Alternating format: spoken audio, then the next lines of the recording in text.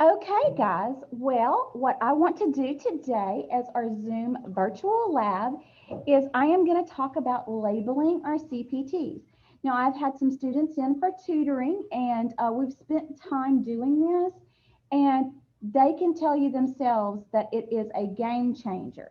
So you guys know on the side that these little green tabs, they all come with your CPT, and I think most of you have taken the time to look at whichever section you have, like surgery, and the surgery tab is here, integumentary, musculoskeletal, those kinds of things. But these green tabs, the blue ones, and there's even some red ones, if you have not taken the time to do that, that is found in the, you can tear out this little spot here. I've already done mine, so they're not here. They're provided for you. These tabs are provided for you. But now I want to go one step further, and I'm going to turn it this way so you guys can see that this red tab that comes with your CPT is actually your E&M tab. So when I open that up, it's the first page of my E&M. And so you can see my new patient, and then I have my PPS written because it's problem, straightforward, then expanded, straightforward. So this is my new patient section for office, as well as, and I'm going to just pull it over. Guys, this isn't an exact science, but I hope it's better. I have the webcam going. It's my first time to use it. So again, here you have more new patient, and then here you have established patient for the office. And so I hope that you've gone through and you've labeled the way that we've talked about, because I hope that you saw during your quiz for chapter 11 how that is a time changer. It really saves time. Okay, now you're going to see, and I'm going to move it up, where I have gone, and here is the beginning of my hospital section. So I put a hospital tab here. I like to put mine at the top most of the time, and I'll show you the ones that I didn't put at top. So anytime that I know that it's anything to do with hospital, whether it be observation, inpatient, subsequent, I know it's going to be here. And again, you can see where I've gone through and I've actually labeled. Okay, my next one is consult. So all of my consultations, I can turn straight to it. So I'm going to go to the next one, which is emergency room department. Now, my next tab is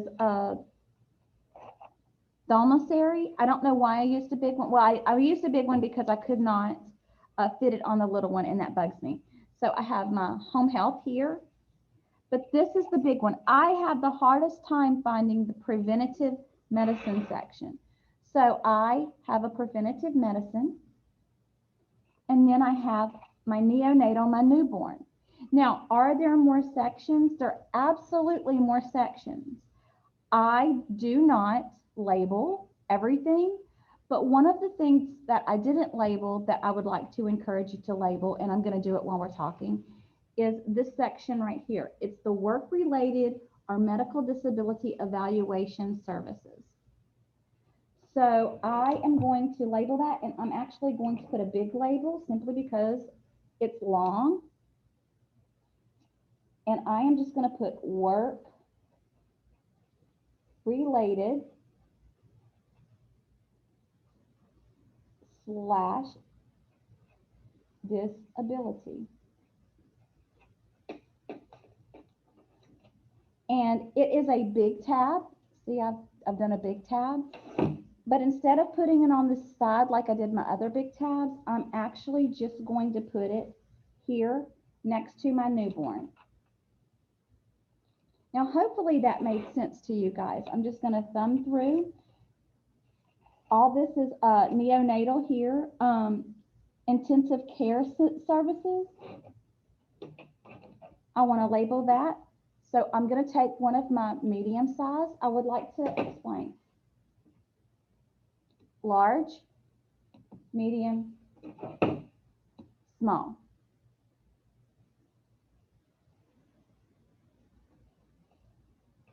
With this, I'm actually going to use the medium and not the large.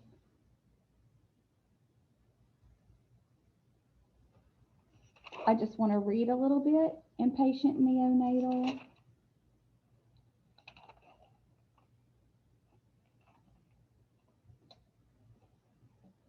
This is initial and continuing care services. I don't want to do that one. I don't feel as though I need to do that one. But care management services, chronic, psychiatric. If you wanted to label psych, and I'm just going to do it just for the sake of showing you what I would do, I would just put, I'm going to use a purple, and I would just put PSY, psych care, psychiatric care. And I really do like to measure, but just for the sake of not taking the time to do so. And so I'm going to continue on. Transitional care management. Again, whichever ones that you want to put a label on, you're more than welcome to. But what happens is when you have it closed, it looks like this. But once you open up your E&M services, you can see what you have for that section. I know that this is E&M. So next we're going to do anesthesia. This is my anesthesia section. Well, I don't label, or I don't put tabs on my anesthesia section just because it's not a very large section and it is actually broken down in anatomic site. But you could put head, neck, thoracic. You can do that if you want pelvis, whatever you want it to do. I don't do that just because I don't feel like I need to. It doesn't speak to me. It doesn't affect anything for me. But for you in labeling in the future, once you know what section you're going to, such as E&M, turn back there.